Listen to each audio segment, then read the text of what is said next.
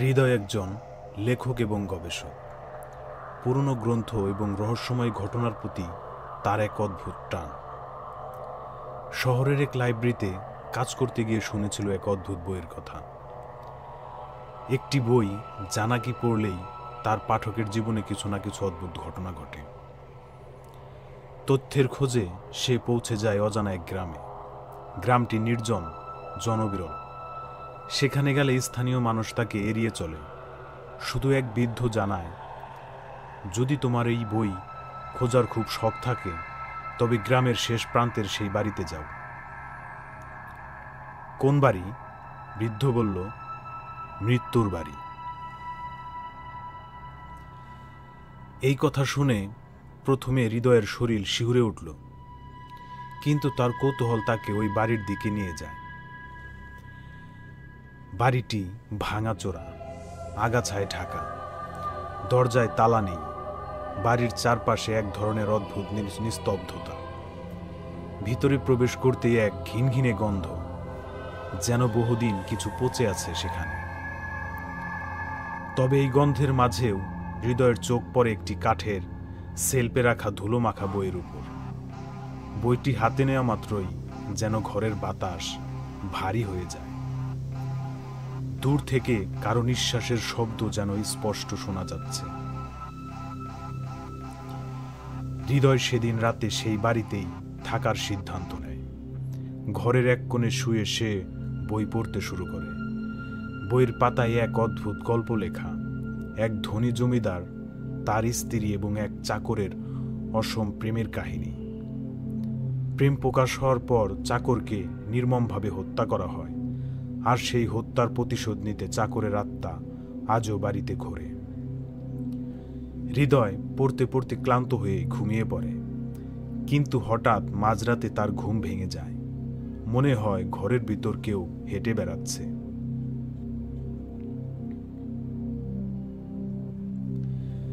হৃদয়ের ঘুম ভেঙে যায় রাতের গভীরে। একটা শিরশিরে অনুভূতি তাকে জাগিয়ে তোলে।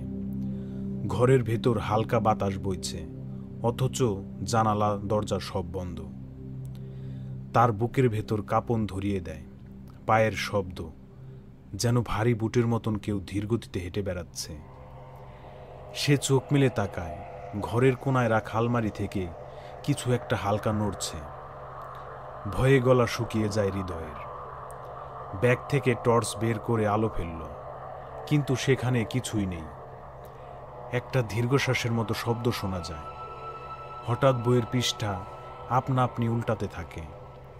ঠান্ডা ঘামের মধ্যে হৃদয় টের পায় বাতাসে কেউ ফিস ফিস করছে, তুই ফিরে যা, এখান থেকে চলে যা। হৃদয়ের শরীর জমে যায়, কিন্তু গবেষক মন তাকে পালাতে দেয় না। সে ভাবে হয়তো এটা তার মনের ভুল। সকাল হওয়ার সঙ্গে সঙ্গে ভয় কিছুটা কমে আসে। হৃদয় সিদ্ধান্ত নেয় বাড়ির আশেপাশে কেউ কিছু জানে কিনা তা খুঁজে বের করবে। গ্রামে গিয়ে সে স্থানীয় এক বৃদ্ধর সঙ্গে কথা বলে। বৃদ্ধ এক সময় ওই বাড়িটি পরিচালনা করছিল। গল্পে জানা যায় ওই বাড়িটা এককালে জমিদার প্রিয়নাথ রায়ের ছিল। ওনার স্ত্রীর করুণা দেবী খুব সুন্দরী ছিলেন, কিন্তু তিনি প্রেমে পড়েন বাড়ির একজন বিশ্বস্ত পরিচারক রঘুর।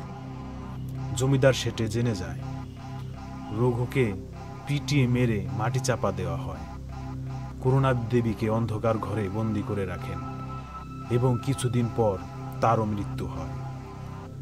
আর করুণা দেবী তার রঘুর আত্মা এই বাড়ির মধ্যে আটকে আছে বলে বৃদ্ধ চুপ হয়ে যায়। হৃদয়ের কৌতূহল বাড়তে থাকে। সে সিদ্ধান্ত নেয় বাড়ির ভেতর থেকেই রহস্যের সমাধান করবেই। সেদিন রাতেও হৃদয় বাড়িতে ফেরে। রাত গভীর হওয়ার সঙ্গে সঙ্গে বাড়ির পরিবেশ আরো ভয়ঙ্কর হয়ে ওঠে। দেয়ালের ছায়াগুলো যেন জীবন্ত হয়ে ওঠে। হৃদয় শোনে কারা যেন নিচতলায় কথা বলছে। শব্দ শুনতে শুনতে সে নিচে নেমে আসে। একটা পুরনো ঘরের দরজার ফাঁক থেকে লাল আলো দেখা যায়। ভেতরে উকি দিয়েই হৃদয় দেখে করুণাদেবীর ছায়া আরেকটা ছায়ার দিকে হাত বাড়াচ্ছে। আচমকা করুণাদেবীর ছায়া হৃদয়ের দিকে তাকায়, চোখ জ্বলে ওঠে। তুই এখানে কেন? কেন আমার শান্তি পেতে দিচ্ছিস না? ভয়ে হৃদয় পেছনে হাঁটে, কিন্তু ঠিক তখন তার পেছন থেকে কেউ কাঁধে হাত রাখে। সে ঘুরে দাঁড়ায়, সেখানে জমিদার প্রিয়নাথের ছায়া, কণ্ঠ গভীর। তুই আমার রাজ্যে প্রবেশ করছিস, এখান থেকে যাবি না? বাড়িতে থাকা সেই বইয়ের কিছু পৃষ্ঠা দেখে হৃদয় বুঝতে পারে এই আত্মারা আসলে মুক্তি চায়। করুণাদেবীর জন্য এক বিশেষ পুজো করতে হবে, যা তার অতৃপ্ত আত্মাকে মুক্তি দিতে পারে।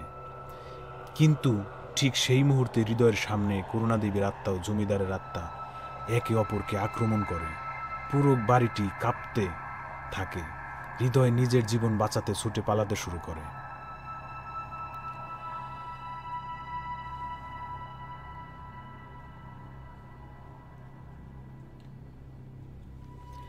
হৃদয় পরের দিন সকালে ঠিক করে গ্রামের মন্দিরের পুরোহিতের সঙ্গে দেখা করবে। এ ধরনের অদ্ভুত ব্যাপারে গ্রাম্য পুরোহিতের কাছ থেকে সাহায্য পাওয়া যেতে পারে। পুরোহিত অনেকক্ষণ চুপ থেকে একটা কথা বলে, এই আত্মার মুক্তি চায়, কিন্তু জমিদার প্রিয়নাথের আত্মা এতটাই অভিশপ্ত যে সে করুণাদেবীর মুক্তির পথেও বাধা দিচ্ছে। তাদের অভিশাপ এই পুরো এলাকায় গ্রাস করেছে। হৃদয় জানতে চায় কিভাবে এই অভিশাপ দূর করা সম্ভব। পুরোহিত বলে, বাড়ির নিচে এক গোপন কক্ষ আছে। সেই কক্ষে রঘুর দেহ এখনো চাপা পড়ে আছে।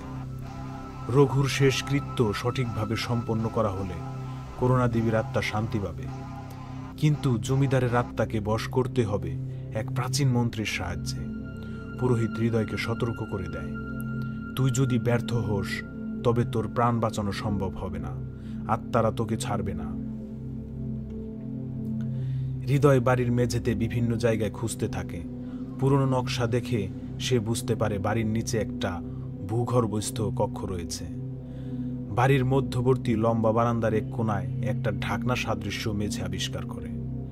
সন্ধ্যার আগে সে সেই কক্ষের ঢুকতে চায় না, কিন্তু রাত বাড়তে একটা অদ্ভুত টান তাকে মেঝেটা খুলে ফেলার দিকে প্রবদ্ধ করে। বাইরে ঝড় উঠেছে, বাড়ির ভেতর হালকা কুয়াশা জমে গেছে। মশালের আলো হাতে নিয়ে ঢাকনা সরায়। নিচে একটা সরু সিঁড়ি। হৃদয় সাহস সঞ্চয় করে নিচে নামে। নেমেই সে দেখতে পায় চারপাশে পুরনো হাড়ি, পাত্র আর অদ্ভুত আঁকা। এক কোনায় এক হাড়গোড় স্তূপ, আর মনে হয় এটাই রঘুর দেহাবশেষ। হঠাৎ ঘরের ভেতর হাড়গোড় নড়তে শুরু করে। মেঝে থেকে একটা কণ্ঠ ভেসে আসে, কেন আমাকে শান্তি দিচ্ছিস না? কেন এসেছিস এখানে? হৃদয় বুঝতে পারে রঘুর অতৃপ্ত আত্মা তার উপর ক্ষিপ্ত। সে কাপা কণ্ঠে বলে, আমি এসেছি তোমাকে শান্তি দিতে, বলো কিভাবে তোমার আত্মা মুক্তি পাবে। আত্মা বলে, আমার শেষ কৃত্য করো, কিন্তু সাবধান, জমিদার তার পুরো শক্তি দিয়ে আমাকে আটকে রেখেছে। এদিকে ঘরের উপরে করুণাদেবী ও জমিদারের আত্মার মধ্যে সংঘর্ষ শুরু হয়। বাড়ি কাঁপতে থাকে। হৃদয় দ্রুত নিজের ব্যাগ থেকে মন্ত্রলেখা কাগজ আর পবিত্র জল বের করে। রঘুর শেষকৃত্য করতে করতে হৃদয় দেখতে পায় করুণাদেবীর আত্মা নিচে নেমে এসেছে। সে তাকে সাহায্য করতে চায়, কিন্তু জমিদারের আত্মা তাদের ঘিরে রাখে। কক্ষটা কাঁপতে থাকে। দেয়ালের আঁকাগুলো যেন জীবন্ত হয়ে ওঠে। জমিদার প্রিয়নাথের আত্মা আকাশের মতো ভয়ঙ্কর রূপ নিয়ে হৃদয়ের দিকে ধেয়ে আসে। হৃদয় মন্ত্র পড়তে থাকে। করুণাদেবীর ছায়া রঘুকে রক্ষা করে। একটা প্রবল বিস্ফোরণের মতো শব্দ হয়। করুণাদেবীর মুখে শান্তির হাসি ফুটে ওঠে। রঘুর আত্মা মুক্তি পায়, কিন্তু জমিদারের আত্মা গর্জন করে, বলে, এখনো শেষ হয়নি, আমি ফিরে আসব। সকালে গ্রামবাসীরা হৃদয়কে বাড়ির সামনে অজ্ঞান অবস্থায় পায়। সে জ্ঞান ফেরার পর গ্রামবাসীদের সব খুলে বলে। পুরোহিত তাকে আশ্বস্ত করে, রঘু ও করুণ দেবী মুক্তি পেয়েছে, কিন্তু জমিদারের অভিশাপ পুরোপুরি শেষ হয়নি। তুমি যেভাবে ওকে আটকিয়েছ সেটা সাময়িক। হৃদয় ফিরে আসে শহরে, কিন্তু তার মনের ভেতর জমিদারের হুমকি ঘুরপাক খেতে থাকে। কয়েকদিন পর এক রাতে তার ফোনের স্ক্রিনে একটা অদ্ভুত নোটিফিকেশন ভেসে আসে। তুই আবার ফিরবি, কারণ আমি তোর মধ্যেই বাস করছি। হৃদয় হতবাক হয়ে যায়। তার ঘরের আয়নায় জমিদারের ছায়া ফুটে ওঠে। হৃদয় বুঝতে পারে সে যে কিছু অদ্ভুত ঘটনা প্রত্যক্ষ করছে তা নিছক অভন্ত দৃষ্টি নয়। জমিদারের আত্মা একেবারেই সহজে হাল ছাড়বে না। একাধিক রাত পার হলেও হৃদয়ের মনে শান্তি আসে না। ঘরের প্রতিটি কোণায় জমিদারের ছায়া চলে আসে, আর তার মনে এক অজানা আতঙ্ক প্রবাহিত হয়। সে অনুভব করে এই অভিশাপের গতি থেমে নেই। এক রাতে হৃদয় তার ল্যাপটপে পুরনো ডায়েরি পাতা খুঁজে পায়। এক বিশেষ পৃষ্ঠায় লেখা ছিল, যে ব্যক্তি জমিদারের অভিশাপের সম্মুখীন হয়েছে তার আত্মা কখনো মুক্তি পাবে না। তার মন, তার শরীর সবকিছুই হবে জমিদারের জন্য। এই লেখাটি পড়ে হৃদয় মনে করে, যদি সে জমিদারের আত্মাকে বশ না করে তবে তাকে নিজের জীবন দিয়েও এই অভিশাপ থামাতে হবে। সে সিদ্ধান্ত নেয় যে কোনো মূল্যেই হোক তাকে জমিদারের আত্মাকে চিরতরে পরাজিত করতে হবে। হৃদয় অতীতের সমস্ত তথ্য খুঁজতে থাকে। একদিন তাকে জানতে হয় জমিদারের আত্মা এক বিরাট শক্তির অধিকারী ছিল এবং তার সমাধি কোনো এক পুরনো মন্দিরের নিচে চাপা পড়ে আছে। তবে তার আত্মাকে পরাস্ত করার জন্য একটি বিশেষ পবিত্র উপাদান প্রয়োজন, একটি সোনালী তাবিজ, যা কেবলমাত্র সৎ মনোভাবী মানুষের হাতে পাওয়া যায়। হৃদয় তার পরিকল্পনা স্থির করে, তাকে সেই সোনালী তাবিজ খুঁজে বের করতে হবে। সে প্রস্তুতি নিতে শুরু করে, সমস্ত পুরনো কবরস্থান এবং মন্দির সন্ধান চালাতে থাকে। এই যাত্রায় তার সঙ্গে ছিল একটি সিঁড়ি এবং মন্ত্রপাঠের কাগজ। হৃদয় একদিন এক পুরনো মন্দিরের সন্ধান পায়। মন্দিরটি প্রবেশদ্বারে সিংহের মূর্তি আর চারপাশে পাথরের ভাস্কর্য। সেখানকার বাতাস অদ্ভুতভাবে ডার্ক এবং শীতল। হৃদয় ভিতরে প্রবেশ করে। একটি সিঁড়ি তাকে নিচে নিয়ে যায়, যেখানে জমিদারের সমাধি হতে পারে। তার চারপাশে অন্ধকার, কেবলমাত্র তার হাতে ধরা মশালটি একটুখানি আলোকিত করে। এখানে তার সমস্ত অনুভূতি প্রবল হয়ে ওঠে। এক অজানা ভয়ের ঢেউ তাকে আচ্ছন্ন করে। তার কাছে অনুভূত হয় যেন জমিদারের আত্মা এখানেই উপস্থিত। তার শ্বাস কাঁপতে শুরু করে। তার মনের মধ্যে শুধু একটি চিন্তা, আমি কি সত্যি এই যাত্রা শেষ করতে পারবো? এমন সময় তার পা একটি বিশেষ পাথরের উপরে পড়ে। পাথরটি টলমল করে উঠে আসছে এবং তার নিচে এক সোনালী তাবিজ বের হয়ে আসে। হৃদয় হাতে তাবিজটি নিয়ে মন্ত্রপাঠ শুরু করে। তাবিজটির সোনালী আভা চারপাশে আলো ছড়াতে থাকে। জমিদারের আত্মা একেবারে সামনে আসে। সে অশুভ রূপে পরিণত হয়। চোখ দুটি লাল, মুখে ভীষণ ঘৃণার ছাপ। তুই আবার এসেছিস? তোর কোনোই ক্ষমতা নেই আমাকে পরাজিত করার, জমিদার গর্জন করে বলে। হৃদয় দৃঢ়ভাবে তাবিজটিকে সামনে তোলে এবং মন্ত্রপাঠ করতে থাকে। তাবিজটির সোনালী আলো বাড়াতে থাকে। জমিদারের আত্মা তাকে আক্রমণ করার জন্য ঝাঁপিয়ে পড়ে, কিন্তু তাবিজের শক্তি তাকে প্রতিরোধ করতে সক্ষম হয়। তারপর হৃদয় শেষ মন্ত্রটি উচ্চারণ করে, যা সবকিছুকে শুদ্ধ করতে পারে। এক বিশাল বিস্ফোরণ ঘটে। জমিদারের আত্মা শক্তিহীন হয়ে পড়ে এবং আকাশে মিলিয়ে যায়। হৃদয় ঘরের ভেতরে বসে। তার চোখের অস্ত্র, কিন্তু সে জানে যে সে সফল হয়েছে। জমিদারের আত্মা চিরতরে চলে গেছে। পুরো মন্দির এক মুহূর্তের মধ্যে শান্ত হয়ে যায়। বাতাসে ভাসে শান্তির অনুভূতি। হৃদয় বিশ্বাস করে শেষমেশ অতৃপ্ত আত্মা তাদের মুক্তি পেয়েছে। গ্রামে ফিরে এসে হৃদয় এক শান্তিতে থাকে এখন, কিন্তু গভীর রাতে কখনো কখনো সে শুনতে পায় অদ্ভুত আওয়াজ, যেন কোথাও দূরে জমিদারের ভয়ঙ্কর গর্জন ধ্বনিত হচ্ছে। কিন্তু সে জানে সে যদি আবার একবার চ্যালেঞ্জ গ্রহণ করতে পারে তবে সে অবশ্যই অতীতের অভিশাপ থেকে মুক্তি পাবে। এবং এভাবেই হৃদয় তার জীবন যুদ্ধে শেষ করে, কিন্তু তার চোখের সামনে অতৃপ্ত আত্মার ছায়া সব সময় থাকে।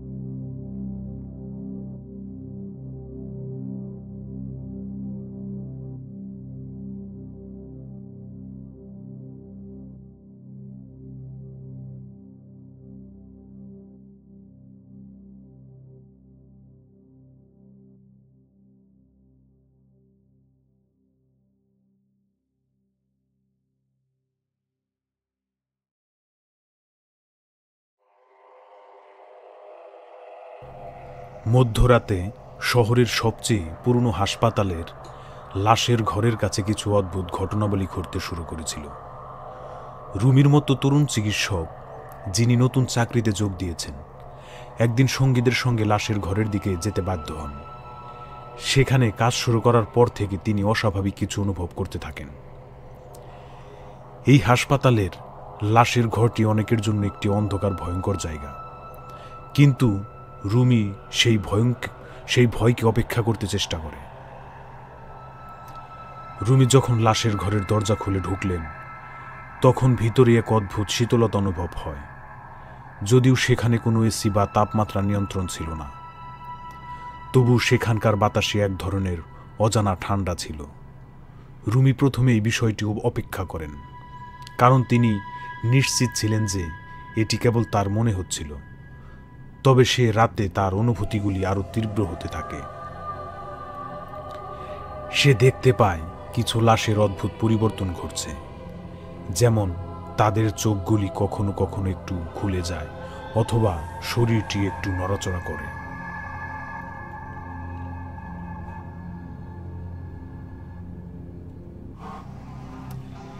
সেই রাতেই রুমি প্রথমবারের মতো শুনতে পায় একটি মৃদু হালকা হাসি, যা শুধু তার কানে পৌঁছায়, কিন্তু কোনো জীবিত মানুষের কাছ থেকে তা আসতে হবে বলে মনে হয়নি। সে বুঝতে পারে কিছু একটা ঘটছে, কিন্তু সে এটি সম্পর্কে কিভাবে প্রতিরোধ করবে তা জানে না। এক অন্ধকার শক্তি যেন তাকে আক্রমণ করার অপেক্ষায় ছিল। এরপর থেকে রুমি প্রতিদিন সন্ধ্যায় লাশের ঘরের কাছে থেকে ফিরে আসতে থাকেন, কিন্তু তার মধ্যে এক ধরনের অস্থিরতা বাড়তে থাকে। কিছু রাত তিনি শুনতে পেতেন কেবলমাত্র কফিনের ভেতর থেকে কোনো অদৃশ্য শক্তির চাপ পড়তে থাকা শব্দ। আরেকটি রাত তিনি দেখেন কফিনের ভেতরে কিছুটা দগ্ধ লাশের চোখ খুলে তার দিকে তাকাচ্ছে। রুমি শ্বাসরুদ্ধ হয়ে ওঠে, কিন্তু তার মানসিক শক্তি তাকে থামাতে দেয় না। তবে একদিন রাতে সিদ্ধান্ত নেয় যে সে আর এটি সহ্য করতে পারবে না। সে সেই রাতে চুপি চুপি লাশের ঘরে প্রবেশপথ বন্ধ করে ফেলেন এবং কফিনগুলির প্রতি তার মনোযোগ আরও বাড়িয়ে দেন। একসময় কফিনগুলির মধ্যে একটি কফিনে ঢাকনা খোলা অবস্থায় দেখতে পান। রুবি তার ভয়কে দমন করে সেটি খুলে দেখেন। তখনই তার চোখের সামনে যে দৃশ্য প্রকাশিত হয় তা তাকে পাথর হয়ে দাঁড়িয়ে থাকতে বাধ্য করে। সে দেখতে পায় কফিনে থাকা মৃতদেহটি কোনো সময়ের মতো চুপচাপ পড়েছিল, কিন্তু এখন তার শরীরটি জীবিত হয়ে উঠেছে। রুমি আতঙ্কিত হয়ে পড়ে এবং দ্রুত লাশের ঘরের বাইরে বেরিয়ে আসতে চেষ্টা করে, কিন্তু হঠাৎ তার সামনে লাশের ঘরের সমস্ত কফিন খোলা হয়ে যায় এবং মৃতদেহগুলি একে একে উঠে দাঁড়িয়ে তার দিকে এগিয়ে আসে। তাদের চোখে এক ভীতিকর শূন্যতা, যেন তারা প্রতিশোধ নিতে এসেছে।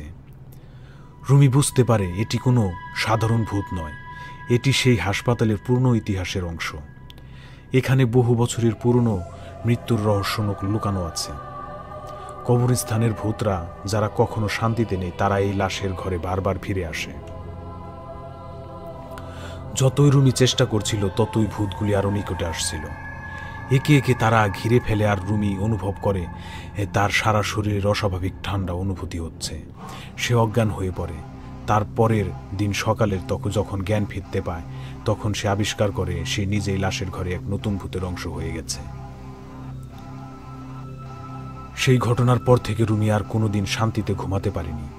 কিন্তু তার মনে হয় সবসময় এক প্রশ্ন ছিল, এই লাশের ঘর বা এই ভূতের কেন এত শক্তিশালী ছিল? এর উত্তর খুঁজতে সে হঠাৎ শহরের ইতিহাস বইটি খোঁজে। সেখানে তাকে একটি প্রাচীন ঘটনা সম্পর্কে জানতে পারে। হাসপাতালটি এক সময় একটি প্রাচীন জেলখানা ছিল। সেই জেলখানার ভিতরে বহু মানুষ নৃশংসভাবে মারা গিয়েছিল এবং তাদের আত্মারা এখানকার লাশের ঘরে বন্দী হয়েছিল। তারা কোনো এক অজ্ঞাত কারণে পুরো হাসপাতালের উপর অভিশাপ বিস্তার করেছে। রুমি ঠিক করে সে এখন সেই আত্মাদের মুক্তি দেওয়ার চেষ্টা করবে, কিন্তু সেজন্য তাকে লাশের ঘরেই একটি বড় যুদ্ধ মোকাবিলা করতে হবে। রুমি তার সমস্ত শক্তি একত্রিত করে এবং সে জানায় তাকে আর কোনো অভিশাপ ভয় দেখাতে পারবে না। কিন্তু সে জানত সে যা করতে যাচ্ছে তা এক কঠিন সংগ্রাম হতে চলেছে। সেই রাতে একে একে লাশের ঘরের ভূতরা রুমির সামনে দাঁড়ায় এবং তাকে শেষবারের মতো ভয় দেখানোর চেষ্টা করে। রুমি মন্ত্রপাঠ করে এবং একে একে সেই ভূতদের আত্মাদেরকে মুক্ত দেওয়ার চেষ্টা করতে থাকে। লাশের ঘরের প্রতিটি ভীতিকর দৃশ্যের মধ্যে সে দৃঢ় থাকে এবং এক সময় সে সফল হয়। সবশেষে এক মর্মান্তিক দৃশ্যে লাশের ঘরের ভূতগুলি শান্ত হয়ে যায় এবং রুমি তার জীবনের সবচেয়ে বড় যুদ্ধে জয়ী হয়।